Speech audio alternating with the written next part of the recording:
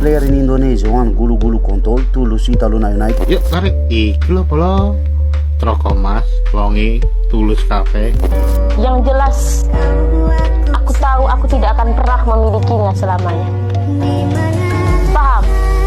Siapa mau THR online? Sebentar lagi lebaran. Aku udah siapin. Kalian tahu konten-konten seperti tadi? Itu semua adalah konten-konten yang paling laku di masyarakat kita sekarang. And apa yang sebenarnya jadi masalah? So, simak dulu penjelasan gua selanjutnya.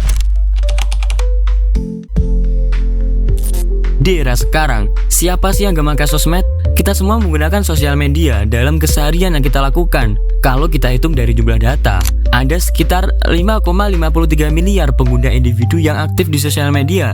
Dan di Indonesia sendiri, ada sekitar 221 juta jiwa lebih pengguna aktif sosial media. Dan pada akhirnya, apakah ini sebuah fakta yang baik, terutama pada lingkup masyarakat kita? Dengan jumlah sebanyak tadi, of course, apa yang sedang terjadi di sosial media akan menjadi pengaruhnya sangat besar pada kehidupan kita. Apalagi di era sekarang, semua berita, isu, dan kontroversi yang sedang terjadi akan sangat cepat menyebar luas pada seluruh pengguna sosial media itu sendiri. Fakta tersebut membuktikan bahwa sosial media memang memiliki kontrol yang sangat besar pada kondisi kehidupan masyarakat kita. Hal itu kembali lagi pada pola konsumsi pengguna sosial media itu sendiri. Kalau memang masyarakat kita bisa menggunakan sosial media dengan baik, of course, itu akan menjadi suatu keuntungan yang besar bagi kita. Tapi, kalau masyarakat kita tidak bisa menggunakan sosial media dengan baik, apa yang akan terjadi? Fakta perkembangan sosial media yang terjadi di Indonesia.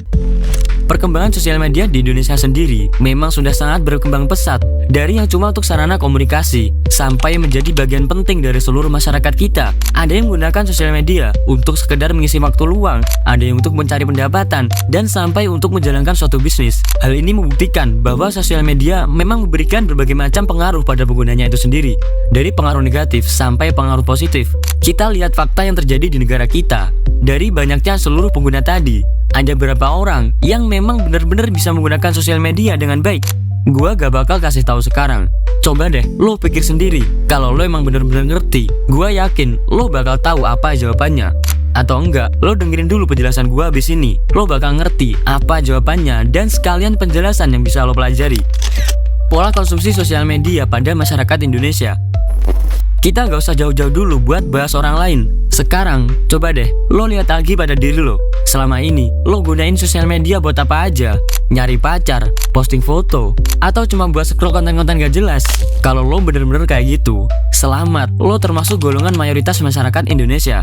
Dari jawaban gua tadi, bisa kita simpulkan, memang masyarakat kita masih menggunakan sosial media untuk hal bodoh seperti tadi. Ini memang fakta yang harus kalian ketahui. Di sini, gua gak bermaksud untuk merendahkan atau menjelekkan sebagian orang. Pada dasarnya, memang tidak ada ketentuan dan kewajiban tersendiri bagi seluruh pengguna sosial media untuk aktif dan mengkonsumsi konten-konten tertentu. Tapi, kalau hal seperti ini terus-menerus dibiarin, akan ada berapa banyak orang bodoh yang terbentuk dari sosial media itu sendiri. Kita kembali lagi pada jumlah pengguna yang ada di negara kita. Coba lo bayangin, orang sebanyak itu menggunakan sosial media hanya untuk hal bodoh seperti tadi. Gimana nasib bangsa kita nanti? Di saat negara lain sedang gencar-gencarnya menggunakan sosial media sebagai sarana edukasi, perkembangan teknologi, dan menciptakan jutaan inovasi, kita cuma menciptakan orang-orang bodoh yang cuma bisa rebahan sambil nonton konten-konten sampah. Gua bisa bilang seperti ini, itu berlandaskan fakta. Coba lu lihat pada konten-konten yang rame di lingkungan kita. Pasti gak jauh dari konten-konten yang berbau bucin, sedih, prank, bagi-bagi duit, dan para bule yang cuma bisa nyebutin beberapa kosakata Indonesia. 1 Ana Bostan, 2 Gadjan Pronovo, 3 Kaka Imit, 4 Mahfud, 5 Hoki Kakara. Ini fakta, semua konten seperti tadi yang memang sangat laku di lingkungan kita sekarang. Soalnya, masyarakat kita memang sangat suka dengan konten-konten seperti tadi. Konten-konten yang menjual kebodohan, mengundang hujatan, dan berbau kontroversi akan sangat mudah mendapatkan panggung di lingkungan masyarakat kita. Sedangkan, konten-konten edukasi, literasi, dan konten yang bisa membawa diri kita ke jalan yang lebih baik malah sepi peminat. Sebenarnya dari fakta tadi, kita sudah bisa menyimpulkan bahwa memang begitu rendahnya SDM masyarakat kita.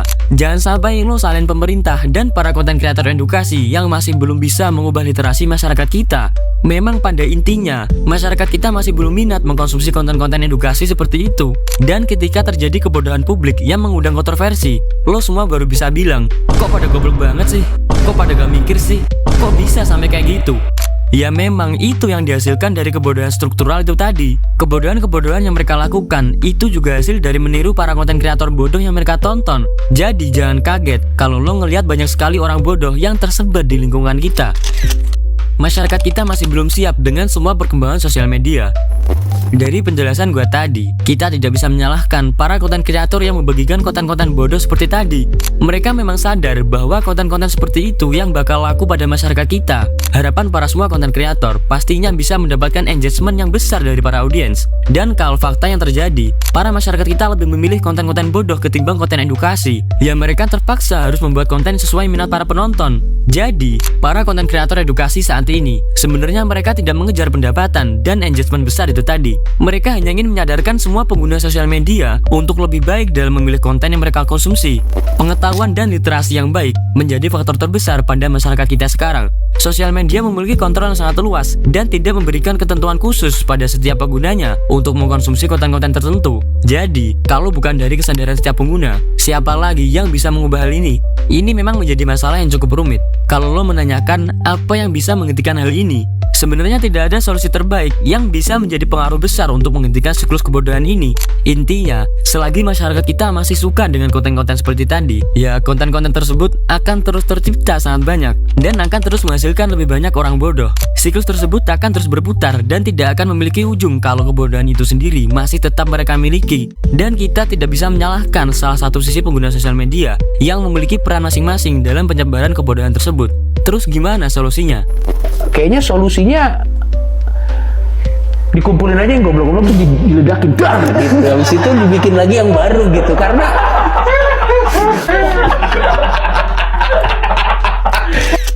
buat kalian yang nonton video ini, please dengerin gua. Jangan sampai lo kasih panggung pada mereka semua para konten kreator sampah seperti tadi. Kalau mereka tetap dapat reaksi yang sesuai dengan harapan mereka, ya konten-konten seperti itu akan terus bertambah dan tidak ada ujungnya. I know, konten-konten seperti itu memiliki daya tarik tersendiri dan bisa menimbulkan rasa bahagia yang bisa lo dapatkan dari menonton konten tersebut. Tapi, coba lo pikir lagi, lebih beragam mana ilmu yang bisa lo dapat dari konten edukasi dan itu bisa merubah hidup lo daripada dopamin instan yang ditimbulkan dari konten-konten sampah seperti itu yang pastinya sama sekali tidak memiliki manfaat. Dan pada akhirnya, solusi terbaik dari semua masalah ini adalah kesadaran kita para pengguna sosial media itu sendiri. Kalau bukan dari kita sendiri, siapa lagi yang mau mengubah kita? Mulai dari diri lo sendiri. Kalau lo masih belum bisa berkontribusi untuk membuat konten edukasi, ya lo harus jadi konsumen konten edukasi itu sendiri. Dan pastinya bisa menambah pengetahuan yang lo butuhkan. Lo harus sadar atas apa yang bisa memberikan manfaat buat lo dan apa yang hanya memberikan pengaruh negatif pada diri lo. Gua sangat yakin, lo semua yang nonton video ini, lo adalah orang-orang yang cerdas dan memiliki pemikiran maju yang bisa membawa diri lo ke jalan kesuksesan. Thanks buat lo yang mau nonton sampai akhir. Semoga video ini benar-benar bisa menyadarkan dan memberi dampak positif pada kalian semua. Kalau lo suka dengan konten-konten seperti ini, gue bakal lebih sering upload video seperti ini juga. Jangan lupa ikuti terus perkembangan channel ini, biar lo bisa terus dapet insight yang gue bagiin.